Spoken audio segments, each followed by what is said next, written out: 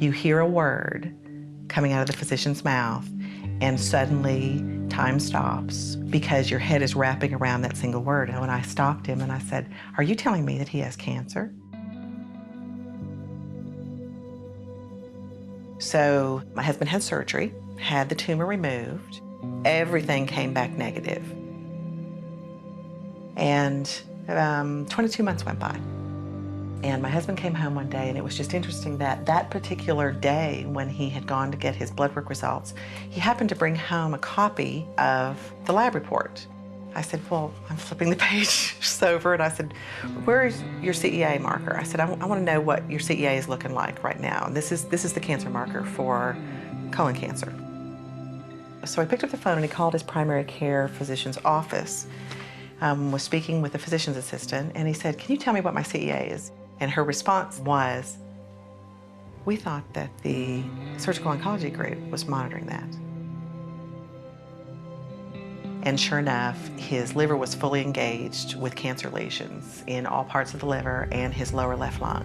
We took the scans back to the surgical oncologist to show him. He looked very startled, and he said, she was doing all the blood work. And I said, yes, I understand that now, but again, she thought you were doing it. He shook his head and he said, we should have caught this.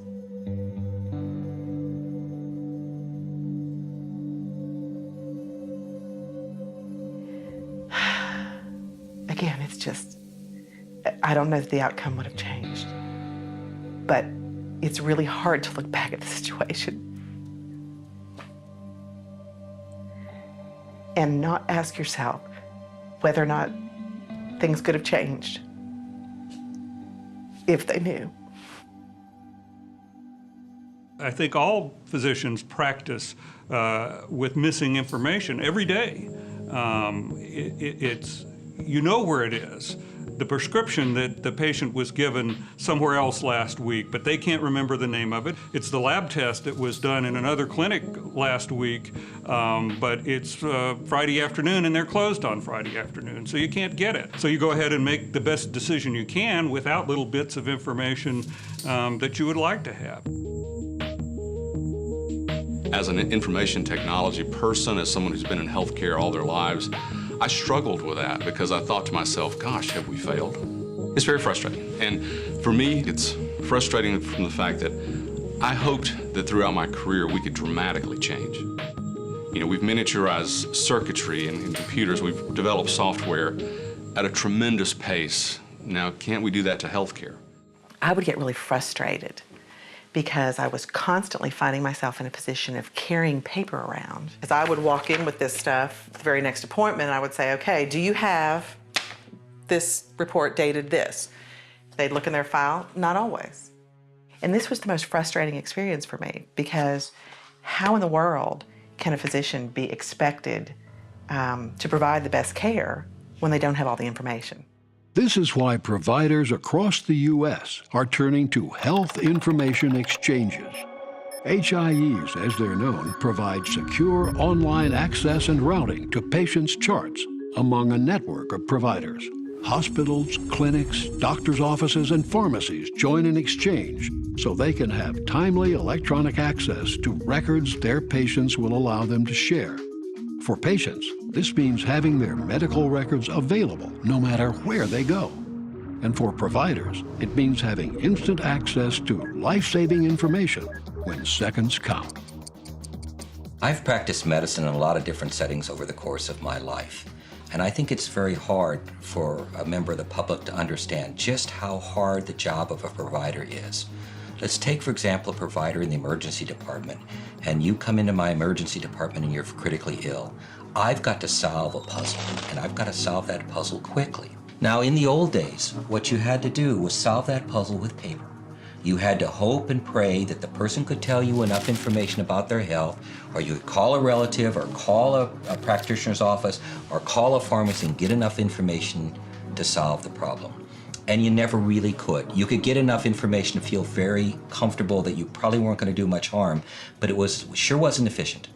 And it sure wasn't in the best interest of the individual being cared for, not having all that information. You know, when you read about errors and the other things that can also cause harm, it's because providers, well-intentioned as they are, don't have the information they need. So health information exchange has changed this dramatically, because with health information exchange now, when I see you in my emergency department, I can get pretty quick access to all of the medications from your pharmacy. Sometimes I can get access to all of the medications that you take at home, the over-the-counters and the like. I can get access to those allergy lists. I can get access to those notes from your other providers. I can get access to those laboratory reports and see what happened in your other hospitalizations. What is that scar? What did that mean? Oh, it was an appendectomy back in such and such a year. All of that just put together. I just move these pieces here, here, here, here, and I put them together and I solve that puzzle very quickly, very efficiently. Now, another way that health information exchange solves the puzzle is if you then go back and see your primary care practitioner. Quite often what takes place in the exciting atmosphere in an emergency department isn't transmitted well to that provider. But with health information exchange, the minute you come out of that emergency department, you come back into my provider office in your outpatient setting, that information is right there like that. And so you take the piece here, take the piece here, take the piece here, take the piece here, boom, you solve the problem again and you go on. That's really important for primary care. As you know, primary care providers are under a lot of pressure these days. They have to see a lot of patients. They would much rather spend their time talking to you about what's important to your health, what's important to your life, than trying to go around and get an information here, get a fax there, fill out a form here, get a request there, and put the puzzle together. They would much rather talk about you and make from that puzzle a greater thing about your better health. Experts tell us that about $660 billion a year, almost a quarter of what we spend on healthcare, is unnecessary spending. Doesn't do anything to improve quality. And a lot of that unnecessary spending is in duplicate testing that people don't need. Some of the most common things we see here in the emergency room are headaches, and the routine when people come to the ER with a headache is to get a CT scan. We've had some patients who've had as many as 20 or 30 head CTs over a 2-year period. That's enough to give you brain cancer, even if you didn't start with it. Health exchanges are designed to catch these mistakes by granting providers access to a patient's medical history. But how much access should they have? Patients still want control over who sees what. Today, as a patient, if I choose not to tell my provider something, I've made that choice. In an electronic world, there's a lot of fear of having that taken away. And so I think the electronic world has to allow consumers to have that choice as well. In the last 5 years, hospitals using Memphis, Tennessee's Health Information Exchange have saved $10 million from fewer admissions and fewer tests. But the number of lives saved and mistakes avoided is immeasurable. And that is why Lee Sterling left her job after her husband's death to direct the ongoing initiative in Knoxville.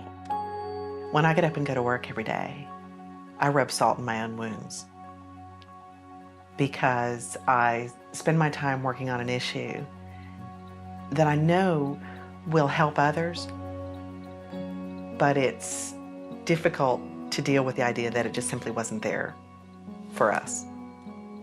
And so it became kind of a little bit of a mission to maybe make sense of the experience by trying to fix this problem. How do you not believe it'll make a difference when you put information in the people's hands who need it? Technology applied correctly can help hold down costs for people like me, you know, as a patient. It can actually hold down costs for providers. So the business-related benefits are huge alone, but the impact to the patient is potentially undefinable.